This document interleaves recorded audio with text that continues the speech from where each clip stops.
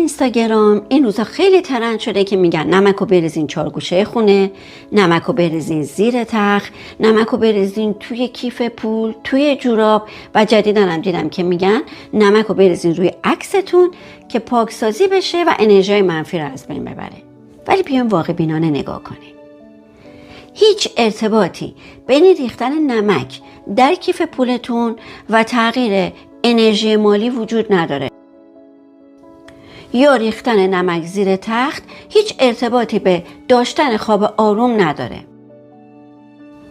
این مطالب بیشتر ریشه در خرافات معاصر و برداشت‌های سطحی از خواص نمکه. اون هم نه نمک آشپزخونه، بلکه نمک‌های معدنی و دریا.